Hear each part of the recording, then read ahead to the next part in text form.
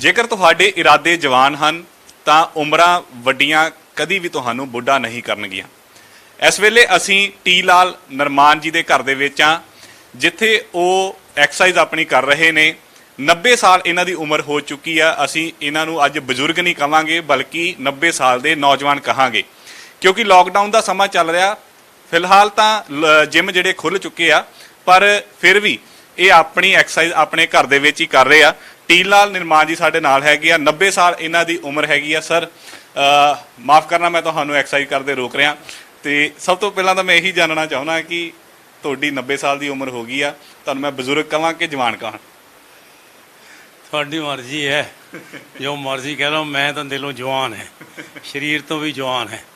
ਤੁਸੀਂ ਭਾਵੇਂ ਬਾਬਾ ਜੀ ਕਹਿ ਲਓ, ਭਾਵੇਂ ਭਰਾ ਜੀ ਕਹਿ ਲਓ, ਜਵਾਨ ਕਹਿ ਲਓ ਬੇਸ਼ੱਕ। ਨਹੀਂ, ਮੈਂ ਤਾਂ ਜਵਾਨ ਹੀ ਕਹੂੰਗਾ। 90 ਸਾਲ ਦਾ ਜਵਾਨ ਕਹਿ ਲਓ। ਹਾਂ, 90 ਸਾਲ ਦਾ ਜਵਾਨ। ਸਭ ਤੋਂ ਪਹਿਲਾਂ ਤੁਹਾਡਾ ਹੀ ਸਵਾਗਤ ਹੈ ਜੀ ਡੇਲੀ ਪੋਸਟ ਉੱਪਰ। Thank you sir. ਅੱਛਾ, ਆਪਾਂ ਬੈਠ ਕੇ ਗੱਲ ਕਰ ਲੈਂਦੇ ਹਾਂ, ਕਿਉਂਕਿ ਤੁਸੀਂ ਐਕਸਰਸਾਈਜ਼ ਕੀਤੀ ਆ ਤੇ ਕਾਫੀ ਹੁਣ ਥੱਕੇ ਵੀ। ਮੈਨੂੰ ਲੱਗਦਾ ਕਿ ਥੱਕੇ ਤਾਂ ਨਹੀਂ ਤੁਸੀਂ ਉਦੋਂ ਇੰਨਾ ਨਹੀਂ, ਉਦੋਂ ਤੁਸੀਂ ਦੇਖ ਹੀ ਲਿੱਤਾ ਬਈ ਮਾੜਾ ਜਿਹਾ ਤਾਂ ਸਾਹ ਤਾਂ ਚੜ੍ਹਦਾ ਹੀ ਹੈ 90 ਸਾਲ ਦੀ ਉਮਰ। ਬਾਕੀ ਠੀਕ ਹੈ। ਹੁਣ ਭਾਵੇਂ ਫੇਰ ਕਹੋ ਆਪਾਂ ਫੇਰ ਐਕਸਰਸਾਈਜ਼ ਕਰ ਲਵੋ। ਪਹਿਲਾਂ ਤਾਂ ਦੱਸੋ, ਤੁਹਾਡੀ ਸਿਹਤ ਦਾ ਰਾਜ ਕੀ ਹੈ? ਤੁਹਾਡਾ ਖਾਣੇ ਕੀ ਹੋ ਤੁਸੀਂ? ਸਿਹਤ ਦਾ ਰਾਜ ਦੇਖੋ ਜੀ, ਬੜਾ ਸਿੰਪਲ। ਮੈਂ ਕਦੀ ਬਾਹਰਲੀ ਚੀਜ਼ਾਂ ਨਹੀਂ ਖਾਧੀਆਂ। ਘਰ ਦੀ ਰੋਟੀ, ਟਾਈਮ ਸਿਰ ਰੋਟੀ, ਟਾਈਮ ਸਿਰ ਰੋਟੀ, ਟਾਈਮ ਸਿਰ ਹਰ ਇੱਕ ਚੀਜ਼, ਚਾਹ ਵਗੈਰਾ, ਦੁੱਧ ਵਗੈਰਾ। ਮੇਰਾ ਮਤਲਬ ਪੰਕਚੁਅਲਿਟੀ ਜਿਹੜਾ ਹੈ, ਔਰ ਡਾਈਟ ਦਾ ਵੀ ਇਹ ਹੈ ਕਿ ਮੈਂ ਨੀਤ ਦਾ ਕੋਈ ਧਿਆਨ ਨਹੀਂ ਰੱਖਦਾ, ਪੇਟ ਦਾ ਜ਼ਰੂਰ ਧਿਆਨ ਰੱਖਦਾ। ਅੱਛਾ। ਇਸ ਕਰਕੇ ਜਿੰਨਾ ਪੇਟ ਸਮਝਦਾ ਕਹਿੰਦਾ ਓਨਾ ਹੀ ਮੈਂ ਖਾਂਦਾ। ਔਰ ਬਾਕੀ ਹੈ ਸਭ ਚੱਲੀ ਜਾਂਦਾ ਹੈ। ਭਾਵੇਂ ਹੁਣ ਕਿਸੇ ਵਕਤ ਬੱਚੇ ਆ ਜਾਂਦੇ, ਨੌਨ ਵੈਜ ਹੋ ਜਾਂਦਾ ਤਾਂ ਨੌਨ ਵੈਜ ਵੀ ਚੱਲ ਜਾਈਦਾ। ਮਤਲਬ ਕੋਈ ਕੱਟੜਤਾ ਨਹੀਂ ਹੈ ਕਿ ਮਤਲਬ ਇਹਨੂੰ ਹੱਥ ਨਹੀਂ ਲਾਉਣਾ, ਫਲਾਨਾ ਨਹੀਂ ਕਰਨਾ। ਬਸ ਇਹ ਸਾਧਾਰਨ ਜਿਹੜਾ ਭੋਜਨ ਹੈ, ਇਹ ਇੱਕ ਤਾਂ ਇਹ ਤਾਂ ਮੈਂ ਇਹ ਹੈਗਾ। ਬਾਕੀ ਹੈਗਾ ਐਕਸਰਸਾਈਜ਼ ਮੈਂ ਜ਼ਰੂਰ ਕਰਦਾ। ਹਾਂ, ਚਾਹੇ ਮੈਨੂੰ 15 ਮਿੰਟ ਮਿਲ ਜਾਣ, ਚਾਹੇ ਅੱਧਾ ਘੰਟਾ ਮਿਲ ਜਾਵੇ, ਚਾਹੇ ਘੰਟਾ ਮਿਲ ਜਾਵੇ। ਅੱਜ ਕੱਲ੍ਹ 1 ਘੰਟਾ ਮੈਂ ਲਾਉਣਾ ਘਰ ਦੇ ਵਿੱਚ, ਤਾਂ ਐਕਸਰਸਾਈਜ਼ ਆਪਣੀ ਪੂਰੀ ਕਰੀਦੀ ਹੈ। ਤੁਸੀਂ ਲੋਕਡਾਊਨ ਤੋਂ ਪਹਿਲਾਂ ਜਿਮ ਦੇ ਵਿੱਚ ਜਾਂਦੇ ਸੀਗੇ? ਲੋਕਡਾਊਨ ਤੋਂ ਪਹਿਲਾਂ ਮੈਂ ਜਿਮ ਜਾਂਦਾ ਹੁੰਦਾ ਸੀਗਾ, ਔਰ ਉਹ ਵੀ ਇਸ ਤਰੀਕੇ ਦੇ ਨਾਲ ਸ਼ੁਰੂ ਹੋਇਆ। ਪਹਿਲਾਂ ਇੱਥੇ ਮੈਂ ਨਹੀਂ ਜਾਂਦਾ ਸੀਗਾ। ਮੇਰਾ ਪੋਤਾ ਭਰਤ ਹੈ, ਭਰਤ ਨੇ ਮੈਨੂੰ ਕਿਹਾ ਕਿ ਡੈਡੀ ਤੁਸੀਂ ਇੱਦਾਂ ਲੱਗਦਾ ਵੀ ਤੁਸੀਂ ਉਦਾਸ ਹੋ ਰਹੇ ਨੇ, ਕਿਉਂਕਿ ਮੇਰੀ ਪਤਨੀ ਦੀ ਡੈਥ ਹੋ ਗਈ ਸੀਗੀ। ਇਹ 2015 ਦੇ ਵਿੱਚ ਜਨਵਰੀ ਦੇ ਵਿੱਚ ਹੋ ਗਈ। ਤੇ ਇਹਨੇ ਕਿਹਾ ਕਿ ਡੈਡੀ ਇੱਦਾਂ ਨਾ ਕਰੋ ਵੀ ਤੁਸੀਂ ਜਿਮ ਜਾਇਆ ਕਰੋ, ਤੁਸੀਂ ਪਹਿਲਾਂ ਵੀ ਐਕਸਰਸਾਈਜ਼ ਕਰਦੇ ਸੀ, ਤੁਸੀਂ ਜਿਮ ਜਾਇਆ ਕਰੋ, ਮੈਂ ਤੁਹਾਨੂੰ ਜਿਮ ਲੈ ਚੱਲਦਾ। ਇਹ ਫਿਰ ਮੈਨੂੰ ਜਿਮ ਲੈ ਕੇ ਗਿਆ, ਉੱਥੇ ਇੰਟਰੋਡਿਊਸ ਕਰਵਾਇਆ। ਤਾਂ ਮੈਂ ਉਸ ਵਕਤ ਉਹਨਾਂ ਨੇ ਉਮਰ ਪੁੱਛੀ ਤਾਂ 85। ਉਹ ਸਾਰੇ ਹੱਸ ਪਏ ਸੀਗੇ, ਕਹਿੰਦੇ ਵੀ 85 ਸਾਲ ਦੇ, ਠੀਕ ਹੈ। ਉਹ ਤਾਂ ਕਹਿੰਦੇ ਨੇ ਘਰੇ ਜਾ ਕੇ ਤੁਸੀਂ ਆਰਾਮ ਕਰੋ। ਤਾਂ ਮੈਂ ਕਿਹਾ ਵੀ ਮੈਂ ਤਾਂ ਕਰਨਾ। ਫਿਰ ਉਦੋਂ ਤੋਂ ਲਾ ਕੇ ਨਾ ਮੈਂ ਜਿਮ ਸ਼ੁਰੂ ਕਰ ਦਿੱਤੀ। ਜਿਮ ਦੇ ਵਿੱਚ ਹਰ ਇੱਕ ਤਰ੍ਹਾਂ ਦੀ ਐਕਸਰਸਾਈਜ਼ ਜਿਹੜੀ ਸੀ ਉਹ ਮੈਂ ਕਰਦਾ ਹੁੰਦਾ ਸੀ, ਚਾਹੇ ਡੰਬਲ ਹੋਵੇ।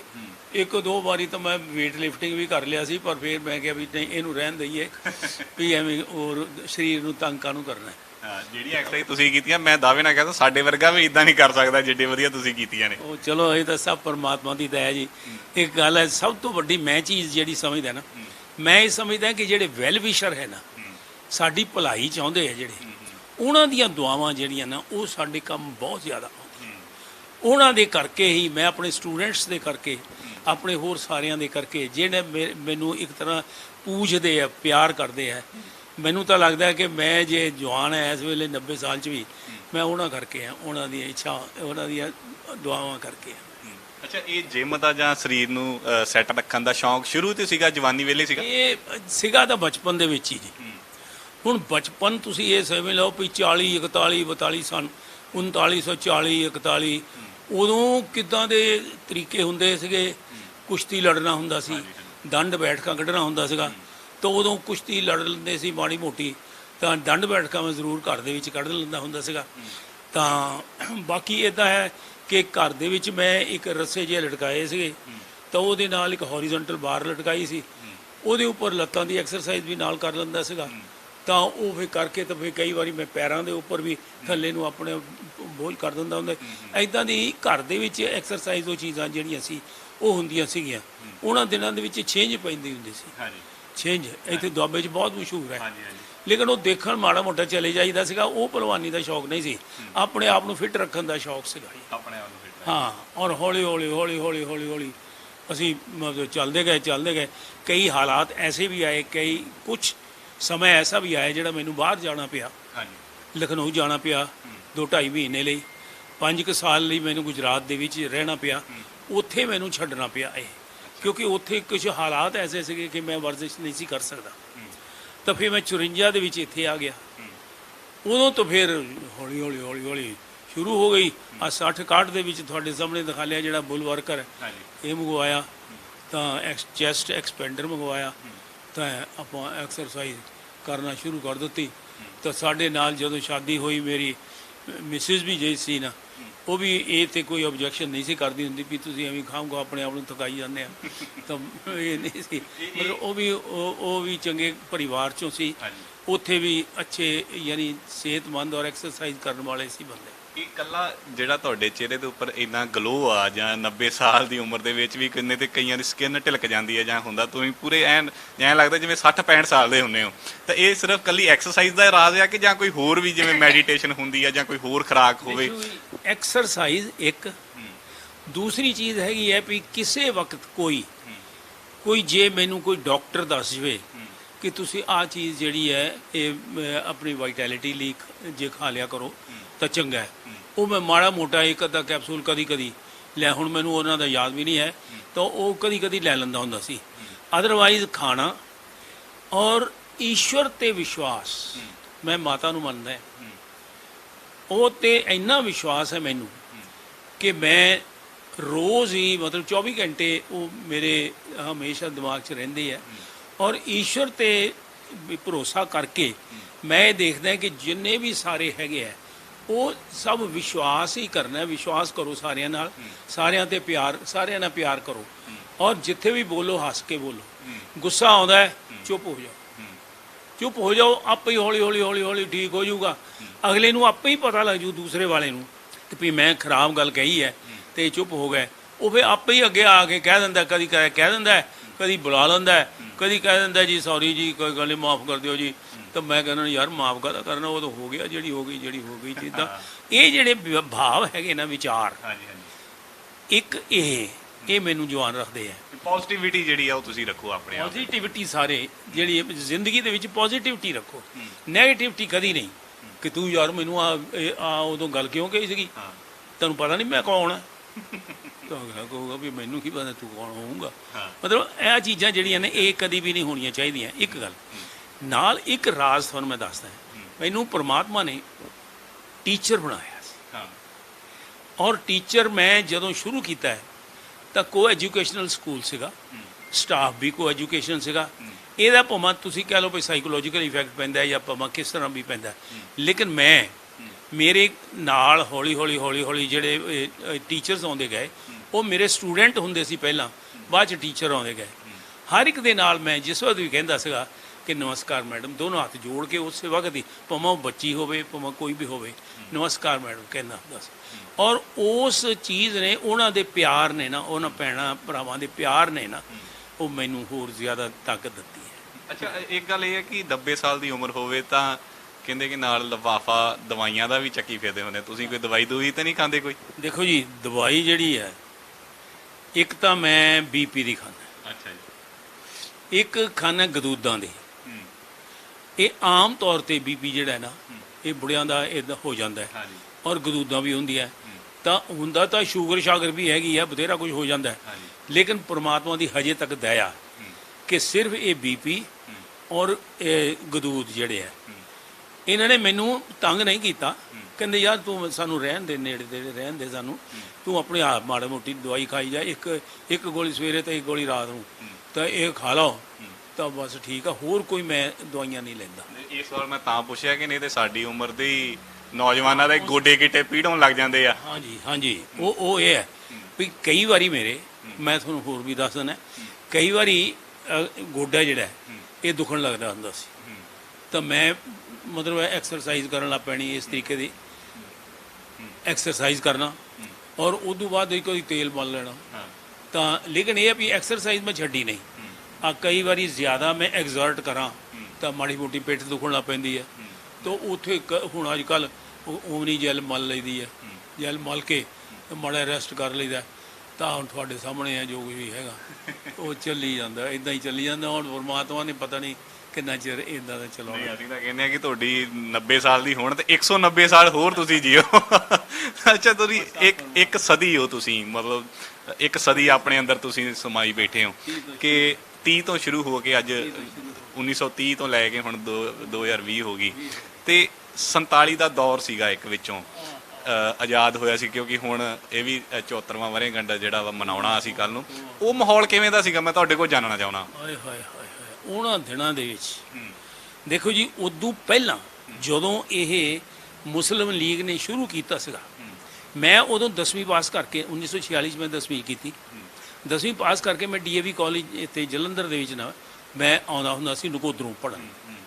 ਤਾਂ ਫਿਰ ਇੱਥੇ ਮੈਂ ਹੋਸਟਲ 'ਚ ਰਹਿਣ ਲੱਗ ਪਿਆ। ਤਾਂ ਉਦੋਂ ਹੌਲੀ ਹੌਲੀ ਹੌਲੀ ਹੌਲੀ ਅੱਗ ਸੁਭਗਣ ਲੱਗ ਪਈ ਸੀਗੀ ਵੀ ਮੁਸਲਿਮ ਲੀਗ ਹੈਗੀ ਹੈ, ਇਹਨਾਂ ਨੇ ਪਾਕਿਸਤਾਨ ਮੰਗਦੇ ਹੈ, ਇਹ ਕਰਦੇ ਉਹ ਕਰਦੇ, ਇਸ ਤਰੀਕੇ ਨਾਲ ਹੋਣ ਲੱਗ ਪਈ। ਅਦਰਵਾਈਜ਼ ਸਾਡੇ ਸਕੂਲ ਦੇ ਵਿੱਚ ਜਦੋਂ ਪੜ੍ਹਦਾ ਹੁੰਦਾ ਸੀਗਾ, ਮੈਂ 8ਵੀਂ 9ਵੀਂ 10ਵੀਂ ਉੱਥੋਂ ਕੀਤੀ, ਨਕੋਦਰੋਂ ਕੀਤੀ ਹੈ, ਅਸੀਂ ਹਿੰਦੂ ਮੁਸਲਮਾਨ ਇਕੱਠੇ ਬੱਚੇ ਬੈਠ ਕੇ ਇੱਕ ਦੂਜੇ ਦੀ ਰੋਟੀ ਖੋ ਕੇ ਖਾ ਲੈਂਦੇ ਹੁੰਦੇ ਸੀ। ਸਾਨੂੰ ਪਤਾ ਹੀ ਨਹੀਂ ਸੀ ਹੁੰਦਾ ਵੀ ਮੁਸਲਮਾਨ ਕੀ ਹੁੰਦਾ ਤਾਂ ਹਿੰਦੂ ਕੀ ਹੁੰਦਾ ਉਹਨਾਂ ਦਿਨਾਂ ਦੇ ਵਿੱਚ। ਲੇਕਿਨ ਉਹਨਾਂ ਦਿਨਾਂ ਵਿੱਚ ਇਹ ਜ਼ਰੂਰ ਹੁੰਦਾ ਸੀਗਾ ਕਿ ਸਟੇਸ਼ਨਾਂ ਦੇ ਉੱਪਰ ਹਿੰਦੂ ਪਾਣੀ ਮੁਸਲਮਾਨ ਪਾਣੀ ਇਹ ਜ਼ਰੂਰ ਹੁੰਦਾ ਸੀ ਲਿਖਿਆ। ਔਰ ਉਧਰੋਂ ਮੁਸਲਮਾਨ ਹੀ ਪੀਂਦੇ ਸੀ, ਉਧਰੋਂ ਹਿੰਦੂ ਪੀਂਦੇ ਸੀ। ਆਹ ਚੀਜ਼ ਹੁੰਦੀ ਸੀ ਜ਼ਰੂਰ, ਹਿੰਦੂ ਹੋਟਲ ਮੁਸਲਮਾਨ ਹੋਟਲ, ਇਹ ਚੀਜ਼ਾਂ ਹੁੰਦੀਆਂ ਸੀ। ਅੱਛਾ, ਜਿਸ ਵਕਤ ਇਹ ਚੀਜ਼ ਹੋਈ ਹੈ ਨਾ, ਹੌਲੀ ਹੌਲੀ ਹੌਲੀ ਹੌਲੀ ਕੀ ਹੋਇਆ ਕਿ ਪਤਾ ਨਹੀਂ, ਯਾਨੀ ਮੈਂ ਤਾਂ ਉਸ ਵਕਤ, ਹੁਣ ਤੁਸੀਂ ਆਪੇ ਹੀ ਦੇਖ ਲਓ ਵੀ ਮੈਂ 17 ਸਾਲ ਦਾ ਸੀਗਾ, ਤਾਂ ਮੈਂ ਦੇਖਾਂ ਵੀ ਮੁਸਲਮਾਨ ਵੀ ਇਕੱਠੇ ਹੋਈ ਜਾਂਦੇ ਆ, ਇਹ ਵੀ ਇਕੱਠੇ। ਉਹਨਾਂ ਦਿਨਾਂ 'ਚ ਅੰਗਰੇਜ਼ਾਂ ਦਾ ਰਾਜ ਸੀਗਾ, ਅੰਗਰੇਜ਼ ਤੁਰੇ ਫਿਰਦੇ ਹੁੰਦੇ ਸੀ ਜੀਪਾਂ ਲੈ ਕੇ, ਪੁਲਿਸ ਤੁਰੀ ਫਿਰਨੀ ਸੀ ਸਾਰੀ। ਤਾਂ ਮੈਂ ਦੇਖਾਂ ਵੀ ਇਹ ਗੱਲ ਕੀ ਹੈ। ਅਚਾਨਕ ਕੀ ਪਤਾ ਲੱਗਾ, ਖਬਰ ਕੀ ਆਈ ਭਈ ਪਾਕਿਸਤਾਨ ਦੇ ਵਿੱਚੋਂ ਇੱਕ ਗੱਡੀ ਲਾਸ਼ਾਂ ਦੀ ਭਰੀ ਹੋਈ ਆਈ ਹੈ, ਹਿੰਦੂ ਸਿੱਖਾਂ ਦੇ ਲਾਸ਼ਾਂ ਦੀ ਭਰੀ ਹੈ। ਬਸ ਜੀ ਉਦੋਂ ਫਿਰ ਲੋਕਾਂ ਦੇ ਵਿੱਚ ਬਹੁਤ ਜ਼ਿਆਦਾ ਗੁੱਸਾ ਪੈਦਾ ਹੋ ਗਿਆ। ਫਿਰ ਇੱਧਰੋਂ ਵੀ ਇੱਦਾਂ ਹੀ ਮਾਰ ਕੱਟ ਹੋਣ ਲੱਗ ਪਈ। ਤਾਂ ਮੇਰੇ ਵਰਗੇ ਜਿਹੜੇ ਅਸੀਂ ਇੱਕ ਬਣਾਇਆ ਸੀ, ਸੰਗਠਨ ਬਣਾਇਆ ਸੀਗਾ, ਤਾਂ ਉਹਦੇ ਵਿੱਚ ਫਿਰ ਉਹਨਾਂ ਨੇ ਕਿਹਾ, ਕਹਿੰਦੇ ਵੀ ਤੁਸੀਂ ਵੀ ਤਿਆਰ ਹੋ ਜਾਓ। ਮੈਂ ਫਿਰ ਉਸ ਸਾਲ ਜਦ 15 ਅਗਸਤ, ਤੁਸੀਂ 15 ਅਗਸਤ ਨੂੰ ਤਾਂ ਹੋਇਆ, 16 ਅਗਸਤ 17 ਅਗਸਤ ਦੇ ਵਿੱਚ ਛਾਤੀ ਤੇ ਮੇਰੀ ਚੈਸਟ ਬੰਨੀ ਹੁੰਦੀ ਸੀ, ਹੈਲਮਟ ਲੱਤਾਇਆ ਹੁੰਦਾ ਸੀਗਾ, ਨੇਜ਼ਾ ਭਾਲਾ ਕੋਲ ਹੁੰਦਾ ਸੀਗਾ, ਬੂਟ ਪਾਏ ਹੁੰਦੇ ਸੀਗੇ। ਤਾਂ ਮੈਂ ਗਲੀ ਦੇ ਵਿੱਚ ਖੜਾ ਹੁੰਦਾ ਸੀ। ਔਰ ਉਹਨਾਂ ਦਿਨਾਂ ਦੇ ਵਿੱਚ ਉਧਰੋਂ ਇੱਧਰ ਹਿੰਦੂ ਲੜਕੇ ਇਕੱਠੇ ਹੋਏ ਸੀ ਉੱਪਰ ਕੋਠਿਆਂ ਤੇ, ਉਧਰੋਂ ਮੁਸਲਮਾਨ ਲੜਕੇ ਇਕੱਠੇ ਹੋਏ ਹੁੰਦੇ ਸੀ। ਲੇਕਿਨ ਹੋਇਆ ਕੁਛ ਨਹੀਂ ਉੱਥੇ, ਨਕੋਦਰ ਦੀ ਗੱਲ ਹੈ। ਨਹੀਂ ਤਾਂ ਅਦਰਵਾਈਜ਼ ਤਾਂ ਮਾਰ ਕਾਟ ਇੰਨੀ ਜ਼ਿਆਦਾ ਹੋਈ ਹੈ। ਮੇਰੇ ਪਿਤਾ ਜੀ ਕੋਇਟਾ ਬਲੋਚਿਸਤਾਨ 'ਚ ਸੀਗੇ। ਉਸ ਟਾਈਮ ਬਲੋਚਿਸਤਾਨ, ਹਾਂ, ਉਸ ਸਥਾਨ ਬਲੋਚਿਸਤਾਨ ਦੇ ਵਿੱਚ ਕੋਇਟਾ ਦੇ ਵਿੱਚ ਸੀਗੇ। ਉਹ ਹੋਸਟਲ ਦੇ ਸੁਪਰਿੰਟੈਂਡੈਂਟ ਸੀਗੇ। ਹੁਣ ਉਹ ਵਿਚਾਰੇ ਆਏ ਨਾ, ਤਾਂ ਇੱਥੇ ਮਾਰ ਕਾਟ ਮਚੀ ਪਈ ਹੈ, ਮਾਰ ਕਾਟ ਮਚੀ ਪਈ ਹੈ। ਮੈਂ ਕਹਿੰਦਾ ਜੀ ਕੋਈ ਵੀ ਬੰਦਾ, ਔਰ ਕੋਈ ਵੀ ਬੰਦਾ ਡਰਦਾ ਘਰੋਂ ਬਾਹਰ ਨਹੀਂ ਸੀ ਨਿਕਲਦਾ। ਦੋ ਘਰ ਇੱਕ ਥਾਂ ਬੈਠ ਕੇ ਆਪਣਾ ਗੁਜ਼ਾਰਾ ਕਰਦੇ ਹੁੰਦੇ ਸੀਗੇ। ਮੁਸਲਮਾਨ ਉਹਨਾਂ ਨੂੰ, ਦੋਸਤਾਂ ਨੂੰ ਮੈਂ ਦੇਖਿਆ ਆਪਣੇ ਘਰਾਂ 'ਚੋਂ। ਅੱਛਾ, ਹੋਰ ਹੁੰਦਾ ਸੀ ਵੀ ਇੱਥੇ ਵੀ ਤੁਸੀਂ ਦੇਖ ਲਈਓ, ਇਹ ਵੀ ਹੋਊਗਾ, ਪਿੱਛੇ ਹੁੰਦਾ ਸੀਗਾ। ਔਰ ਹਰ ਇੱਕ ਥਾਂ ਆਲੇ ਦੁਆਲੇ ਸ਼ਹਿਰ ਦੇ ਉਹ ਮੁਸਲਮਾਨਾਂ ਦੇ ਹੀ ਘਰ ਹੁੰਦੇ ਸੀ। ਸ਼ਹਿਰ ਦੇ ਆਲੇ, ਉਧਰ ਨਕੋਦਰ ਦੇ ਵੀ ਇੱਦਾਂ ਹੀ ਸੀਗਾ। ਤਾਂ ਉਧਰੋਂ ਮੁਸਲਮਾਨ ਜਿਹੜੇ ਸੀਗੇ, ਉਹ ਬੱਚੇ ਬੁੱਢੇ ਆਪਣੇ ਕੋਈ ਟਰੰਕ ਲੈ ਕੇ, ਸੂਟਕੇਸ ਲੈ ਕੇ ਕੈਂਪਾਂ ਦੇ ਵਿੱਚ ਜਾ ਰਹੇ ਸੀ। ਉਹਦੇ ਵਿੱਚ ਮੇਰੇ ਦੋਸਤ ਜਾ ਰਹੇ ਸੀ। ਉਹ ਜਿਹੜਾ ਮੂਮੈਂਟ ਹੈ ਨਾ, ਉਹ ਅੱਜ ਮੇਰੀਆਂ ਅੱਖਾਂ ਦੇ ਵਿੱਚ ਭਾਰਾ ਕਰ ਦਿੰਦਾ ਮੈਨੂੰ। ਲੇਕਿਨ ਉਦੋਂ ਮੈਨੂੰ ਕੁਝ ਨਹੀਂ ਹੋਇਆ। ਮੈਂ ਕਿਹਾ ਜਾ ਰਿਹਾ, ਉਹ ਵੀ ਮੇਰੇ ਵੱਲ ਦੇਖ ਰਹੇ ਸੀ, ਮੈਂ ਉਹਨਾਂ ਵੱਲ ਦੇਖ ਰਿਹਾ ਸੀ। ਮੁਸਲਿਮ ਦੋਸਤ ਸੀ ਤੁਹਾਡੇ, ਉਹ ਸਾਰੇ ਜਿੱਦਾਂ ਉਹ ਸਾਰੇ ਕੈਂਪ ਦੇ ਵਿੱਚ ਜਾ ਰਹੇ ਸੀ।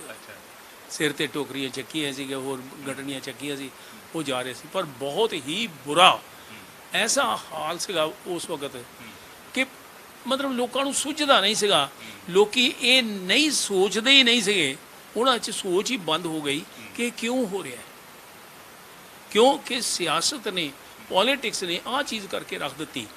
ਅੱਗੇ ਕਦੀ ਵੀ ਨਹੀਂ ਸੀ ਹੋਇਆ, ਬਦਲਦੇ ਰਹੇ, ਰਾਜ ਬਦਲਦੇ ਰਹੇ ਹੈ, ਲੇਕਿਨ ਜਨਤਾ ਨਹੀਂ ਬਦਲਦੀ ਕਦੀ ਵੀ। ਇਹਨੇ ਮਾੜੇ ਤਰੀਕੇ ਨਾਲ ਨਹੀਂ ਸੀ ਬਦਲਿਆ ਮੈਂ ਹੋਣਾ। ਕਹਿੰਦਾ ਜੀ ਇਹ ਇਦੋਂ ਵੱਡੀ ਚੀਜ਼ ਕਦੀ ਹੋਈ ਹੋ ਨਹੀਂ, ਕਿਤੇ ਵੀ ਨਹੀਂ ਹੋਈ, ਕਿਤੇ ਵੀ ਨਹੀਂ ਹੋਈ। ਮਾਰ ਕਾਟ ਇੰਨੀ, ਅੱਛਾ ਫਿਰ ਕਾਰਨ ਨਹੀਂ ਉਹਦਾ ਕੋਈ, ਕਾਰਨ ਕੋਈ ਨਹੀਂ। ਮਾਰਨ ਦਾ ਕੋਈ, ਉਹ ਸੁਲਾ ਜਾ ਰਿਹਾ ਹੀ ਭਾਰਨ ਮਾਰਨ ਗੱਲ ਨਾ ਵਾਸਤਾ ਕੋਈ ਚੀਜ਼ ਇਦਾਂ ਹੀ ਪਾਕਿਸਤਾਨ ਦੇ ਵਿੱਚ ਸੀਗਾ। ਪਾਕਿਸਤਾਨ ਦੇ ਵਿੱਚ ਤਾਂ ਪਿਤਾ ਜੀ ਦੱਸਦੇ, ਬਾਅਦ ਵਿੱਚ 2-2.5 ਮਹੀਨੇ ਬਾਅਦ ਆਏ।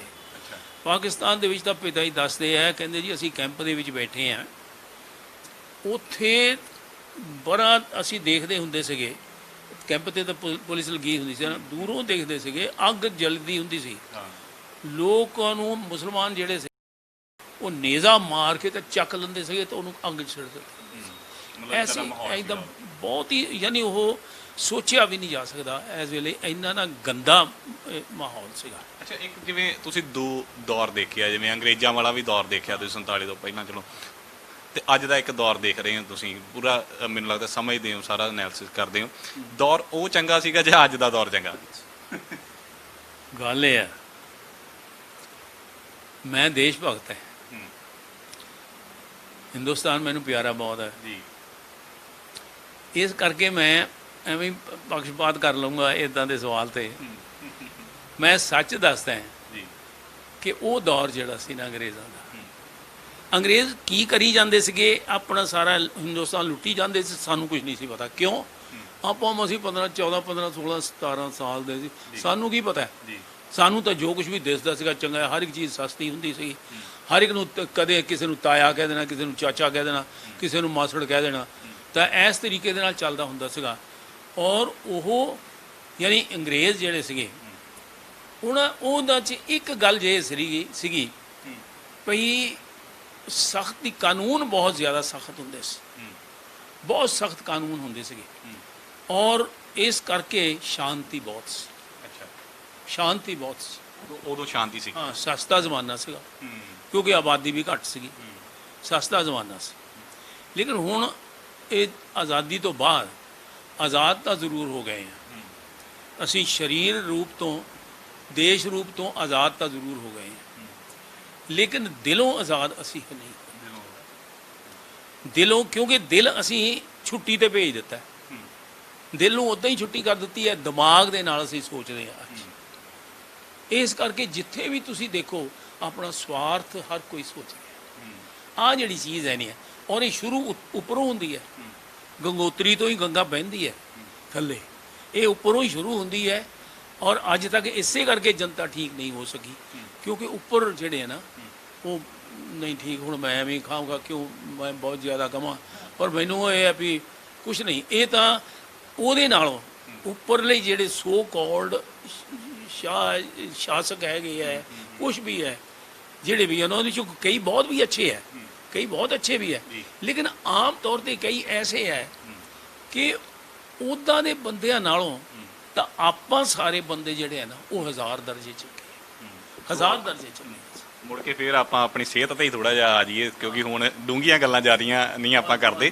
ਤਾਂ ਅਖੀਰ ਦੇ ਵਿੱਚ ਮੈਂ ਇਹੀ ਤੁਹਾਡੇ ਕੋਲ ਜਾਣਨਾ ਚਾਹੁੰਦਾ ਕਿ ਜਿਹੜੇ ਅੱਜ ਕੱਲ੍ਹ ਦੇ ਨੌਜਵਾਨ ਹੈਗੇ ਆ, ਜਾਂ ਜਿਵੇਂ ਬੱਚੇ ਬਹੁਤਾ ਸਰੀਰ ਵੱਲ ਧਿਆਨ ਨਹੀਂ ਦਿੰਦਾ, ਅੱਜ ਕੱਲ੍ਹ PUBG ਦਾ ਦੌਰ ਆ, ਤਾਂ ਉਹਨਾਂ ਨੂੰ ਕੀ ਮੈਸੇਜ ਦੇਣਾ ਚਾਹੁੰਦੇ ਹੋ? ਕੀ ਖੁਰਾਕ ਬਾਰੇ ਉਹਨਾਂ ਨੂੰ ਥੋੜਾ ਜਿਹਾ ਦੱਸਣਾ ਚਾਹੁੰਦੇ ਹੋ? ਕਿਉਂਕਿ ਤੁਸੀਂ ਜੀ ਇੱਕੋ ਹੀ ਮੈਸੇਜ ਦੇਣਾ ਚਾਹੁੰਦੇ ਹਾਂ ਭਈ, ਘਰ ਦਾ ਖਾਓ, ਠੀਕ ਖਾਓ, ਬਾਹਰਲੀਆਂ ਜਿਹੜੀ ਜੰਕ ਫੂਡ ਹੈ ਔਰ ਬਾਹਰਲੀਆਂ ਚੀਜ਼ਾਂ, ਹੋਟਲਾਂ ਵਿੱਚ ਜਾਣਾ, ਇਹ ਬੰਦ ਤਾਂ ਨਹੀਂ ਹੋ ਸਕਦਾ, ਪਰ ਘੱਟ ਕਰੋ। ਜੇ ਸਿਹਤ ਬਣਾਉਣੀ ਹੈ ਤਾਂ ਘੱਟ ਕਰੋ। ਜਿਮ ਨੇ ਕੱਖ ਨਹੀਂ ਕਰਨਾ, ਜਿਮ ਨੇ ਕੁਝ ਨਹੀਂ ਕਰਨਾ, ਜਿਮ ਨੇ ਤੁਹਾਡੇ ਸਰੀਰ ਨੂੰ ਤਾਂ ਬਣਾਉਣਾ ਹੈ, ਲੇਕਿਨ ਜਿਸ ਵਕਤ ਤੁਸੀਂ ਜਾ ਕੇ ਜੰਕ ਫੂਡਾਂ ਖਾਣ ਲੱਗ ਪੈਣ ਲੱਗੇ, ਹੋਰ ਚੀਜ਼ਾਂ ਕਰਨ ਲੱਗ ਪਓਗੇ, ਫਿਰ ਤੁਹਾਡੀ ਸਿਹਤ ਉਹ ਚੀਜ਼ ਨਹੀਂ ਬਣ ਸਕੇਗੀ। ਫਿਰ ਤੁਹਾਡਾ ਸਾਹ ਹੀ ਸਾਹ ਬਸ ਇੱਦਾਂ ਦਾ ਹੋ ਹੀ ਜਾਊਗਾ। ਫਿਰ ਪਤਾ ਲੱਗ ਜਾਊਗਾ ਵੀ ਆਹ ਕਿੰਨੇ ਦਾ, 55 ਸਾਲ ਦਾ, ਅੱਛਾ 55 ਸਾਲ ਦਾ, ਆਹ ਤਾਂ ਲੱਗਦਾ ਬੁੜਾ 90 ਸਾਲ ਦਾ। ਮਤਲਬ ਇਸ ਤਰੀਕੇ ਦੇ ਨਾਲ ਇਹ ਹੋਊਗਾ। ਜੰਕ ਫੂਡ ਨਾ ਖਾਓ, ਬਾਹਰਲੀ ਫੂਡਸ ਜਿਹੜੀਆਂ ਜਿੰਨੀਆਂ ਵੀ ਹੈਗੀਆਂ ਨੂੰ ਕੋਸ਼ਿਸ਼ ਕਰੋ ਛੱਡਣ ਦੀ, ਔਰ ਆਪਣਾ ਘਰ ਦਾ ਜਿੰਨਾ ਵੀ ਹੈਗਾ ਦੇਖੋ ਹਾਂ ਘਰ ਦੇ ਵਿੱਚ ਜੋ ਵੀ ਹੈ ਭਾਵੇਂ ਗਰੀਬ ਹੈ ਅਮੀਰ ਹੈ ਸਾਰੇ ਜੋ ਵੀ ਹੈ ਘਰ ਦੀ ਫੂਡ ਅਗਰ ਖਾਵਾਂਗੇ ਨਾ ਅਸੀਂ ਉਹ ਘਰ ਦੇ ਉਹਦੇ ਵਿੱਚ ਤਾਕਤ ਆਉਂਦੀ ਹੈ ਅਸਲੀ ਤਾਂ ਗੱਲ ਇਹ ਹੈ। ਬਿਲਕੁਲ ਨਿਰਮਾਨ ਜੀ ਧੰਨਵਾਦ ਤੁਸੀਂ ਸਾਨੂੰ ਆਪਣਾ ਸਮਾਂ ਦਿੱਤਾ। ਸੋ ਅਖੀਰ ਦੇ ਵਿੱਚ ਨਿਰਮਾਨ ਜੀ ਦੇ ਪੋਤੇ ਹੈਗੇ ਨੇ ਸਾਡੇ ਨਾਲ ਭਰਤ ਜੀ, ਕਿਉਂਕਿ ਇਹਨਾਂ ਨੇ ਹੀ ਕਿਹਾ ਸੀਗਾ ਆਪਣੇ ਦਾਦਾ ਜੀ ਨੂੰ ਕਿ ਤੁਸੀਂ ਥੋੜਾ ਜਿਹਾ ਧਿਆਨ ਆਪਣਾ ਜਿਮ ਵੱਲ ਲਗਾਓ, ਆਪਣੇ ਸਰੀਰ ਵੱਲ ਨੂੰ ਲਾਓ। ਭਰਤ ਸੱਚੋ ਸੱਚ ਦੱਸਿਓ ਜਿਹੜੀ ਐਕਸਰਸਾਈਜ਼ ਤੁਹਾਡੇ ਦਾਦਾ ਜੀ ਲਾਉਂਦੇ ਆ ਤੁਸੀਂ ਲਾ ਸਕਦੇ ਹੋ? ਦੇਖੋ ਜੀ ਇਹ ਤਾਂ ਆਪਣੇ ਲਈ ਇਨਸਪੀਰੇਸ਼ਨ ਹੈਗੇ ਨੇ ਔਰ ਜਿਸ ਤਰ੍ਹਾਂ ਦੀ ਐਕਸਰਸਾਈਜ਼ ਤੁਸੀਂ ਦੇਖ ਹੀ ਲਿਆ ਕਿਸ ਤਰ੍ਹਾਂ ਹੀ ਲਗਾਉਂਦੇ ਆ ਔਰ ਆਪਣੇ ਜਿਹੜੇ ਦੇਖਦੇ ਵੀ ਹੋਣਗੇ ਵਿਊਅਰਸ ਉਹਨਾਂ ਨੂੰ ਵੀ ਪਤਾ ਵੀ ਬਹੁਤ ਔਖੀਆਂ ਐਕਸਰਸਾਈਜ਼ ਹੈਗੀਆਂ ਨੇ ਔਰ ਠੀਕ ਆ ਅੱਜ ਕੱਲ ਜਿਹੜੀ ਜਨਰੇਸ਼ਨ ਹੈਗੀ ਦੂਸਰੀਆਂ ਐਕਸਰਸਾਈਜ਼ਾਂ ਚੱਲ ਰਹੀਆਂ ਪਰ ਐਕਚੁਅਲੀ ਜਿਹੜੀ ਸਿਹਤ ਤੁਹਾਡੀ ਅੰਦਰੋਂ ਸਿਹਤ ਸਹੀ ਹੋਣੀ ਆ ਉਹ ਇਹ ਸਾਰੀ ਐਕਸਰਸਾਈਜ਼ ਨਾਲ ਸਹੀ ਹੁੰਦੀ ਆ ਤੇ ਬਹੁਤ ਅੱਛਾ ਲੱਗ ਰਿਹਾ ਜੀ ਕਰ ਰਹੇ ਨੇ ਇਹ ਤੇ ਕਿੱਦਾਂ ਤੋਰਿਆ ਕਿੱਦਾਂ ਸੀਗਾ ਕਿ ਤੁਸੀਂ ਦਾਦਾ ਜੀ ਨੂੰ ਸਮਝਾਇਆ ਕਿ ਤੁਹਾਡਾ ਸਰੀਰ ਵੱਲ ਦਿਓ ਧਿਆਨ? ਦਾਦਾ ਜੀ ਤਾਂ ਐਕਚੁਅਲੀ ਪਹਿਲਾਂ ਹੀ ਕਰਦੇ ਸੀਗੇ ਐਕਸਰਸਾਈਜ਼ ਕਰਦੇ ਹੁੰਦੇ ਸੀ ਘਰੇ ਹੀ ਕਰਦੇ ਹੁੰਦੇ ਸੀਗੇ ਬੁੱਲ ਵਰਕਰ ਨਾਲ ਲਿਆਂਦਾ ਸੀਗਾ 1961 ਚ ਦੇਖ ਲਓ ਸੀ ਤੁਸੀਂ ਤਾਂ ਉਦੋਂ ਸੀਗੇ ਵੀ ਨਹੀਂ ਤੇ ਉਦੋਂ ਤੇ ਮਤਲਬ ਸ਼ੌਂਕ ਤਾਂ ਲਿਆਂਦਾ ਸੀਗਾ ਤੇ ਐਕਚੁਅਲੀ 85 ਜਦੋਂ ਸਾਲ ਦੇ ਸੀਗੇ ਉਦੋਂ 2014 ਦੀ ਗੱਲ ਆ 2015 ਦੀ ਤੇ ਉਦੋਂ ਨਾ ਦਾਦੀ ਦੀ ਡੈਥ ਹੋ ਗਈ ਤੇ ਹੁਣ ਉਸ ਕਾਰਨ ਥੋੜਾ ਜਿਹਾ ਮੈਨੂੰ ਲੱਗਾ ਵੀ ਔਰ ਸੀਗਾ ਵੀ ਮਾਯੂਸ ਰਹਿਣ ਲੱਗ ਪਿਆ ਕਿਉਂਕਿ ਇੰਨੀ ਦੇਰ ਦਾ ਸਾਥ ਤੇ ਬੜਾ ਔਖਾ ਹੁੰਦਾ ਇਸ ਤਰ੍ਹਾਂ ਤੇ ਫਿਰ ਮੈਂ ਦਾਦਾ ਨੂੰ ਕਿਹਾ ਕਿ ਮੈਂ ਕਿਹਾ ਡੈਡੀ ਇਸ ਤਰ੍ਹਾਂ ਕਰੋ ਤੁਸੀਂ ਬਈ ਤੁਸੀਂ ਜਿਮ ਜੁਆਇਨ ਕਰੋ ਕਿਉਂਕਿ ਮੈਨੂੰ ਪਤਾ ਸੀਗਾ ਕਿ ਆਲਰੇਡੀ ਕਿਉਂਕਿ ਇੱਕ ਤਾਂ ਘਰੇ ਬਹਿ ਕੇ ਵੀ ਨਾ ਬੰਦਾ ਥੋੜਾ ਜਿਹਾ ਡਿਪਰੈਸਡ ਹੋ ਜਾਂਦਾ ਹੈਗਾ ਬਾਹਰ ਜਾਣਗੇ 10 ਬੰਦਿਆਂ ਨੂੰ ਮਿਲਣਗੇ ਤਾਂ ਬਹੁਤ ਅੱਛਾ ਲੱਗੇਗਾ ਤੇ ਬਸ ਉਸ ਤੋਂ ਬੀਜ ਪਹਿਲਾਂ ਹੀ ਸੀਗਾ ਤੇ ਤੁਸੀਂ ਉਹਦੇ ਉੱਤੇ ਪਾਣੀ ਦਾ ਛਿੱਟਾ ਦੇਤਾ ਤੇ ਉਹ ਬੀਜ ਪੁੰਗਰ ਕੇ ਜਿਹੜਾ ਰਿਜ਼ਲਟ ਸਾਹਮਣੇ ਆਇਆ। ਸੋ ਸਰ ਅਸੀਂ ਤਾਂ ਤੁਹਾਡੇ ਲਈ ਦੁਆ ਇਹੀ ਮੰਗਦੇ ਹਾਂ ਕਿ ਜਿਵੇਂ 90 ਸਾਲ ਦੇ ਤੁਸੀਂ ਹੈਗੇ ਹੋ ਤਾਂ ਹੋਰ 90 ਸਾਲ ਜੀਓ ਤੇ ਤੁਸੀਂ ਇਸੇ ਤਰ੍ਹਾਂ ਹੱਸਦੇ ਤੇ ਖੁਸ਼ ਰਹੋ। ਸੋ ਇਹ ਉਦਾਹਰਨ ਹੈ ਇੱਕ, ਸਾਨੂੰ ਇਸ ਤੋਂ ਸਿੱਖਿਆ ਲੈਣੀ ਚਾਹੀਦੀ ਆ ਕਿ ਮੈਂ ਦਾਅਵੇ ਨਾਲ ਕਹਿ ਸਕਦਾ ਕਿ ਜਿਹੜੀਆਂ ਐਕਸਰਸਾਈਜ਼ ਇਹ ਲਗਾ ਰਹੇ ਨੇ ਸਾਡੇ ਕੋਲ ਵੀ ਇਹ ਨਹੀਂ ਲੱਗਣੀਆਂ ਪਰ ਸਰੀਰ ਵੱਲ ਦਿਓ ਧਿਆਨ, ਗੇਮਾਂ ਨੂੰ ਛੱਡ ਕੇ ਗਰਾਊਂਡਾਂ ਨੂੰ ਜਾਓ, ਉੱਥੇ ਜਾ ਕੇ ਆਪਣਾ ਸਿਹਤ ਬਣਾਓ ਤਾਂ ਹੀ ਅਸੀਂ 90 ਸਾਲ ਉਮਰ ਹੰਢਾਵਾਂਗੇ ਤਾਂ ਫਿਰ ਇਹਨਾਂ ਵਾਂਗੂ ਜਵਾਨ ਹੀ ਲੱਗਾਂਗੇ 90 ਸਾਲ ਦੇ ਵਿੱਚ। ਜੰਕ ਫੂਡ ਜਿਹੜਾ ਵਾ ਜ਼ਿਆਦਾਤਰ ਕਹਿ ਰਹੇ ਨੇ ਕਿ ਨਾ ਖਾਓ, ਘਰ ਦਾ ਬਣਿਆ ਹੀ ਰਾਸ਼ਨ ਖਾਓ, ਘਰ ਦੀ ਬਣੀ ਹੀ ਰੋਟੀ ਖਾਓ। ਕੈਮਰਾਮੈਨ ਮਨੀਸ਼ ਦੇ ਨਾਲ ਮਨਦੀਪ ਸਿੰਘ, ਡੇਲੀ ਪੋਸਟ ਪੰਜਾਬੀ, ਜਲੰਧਰ।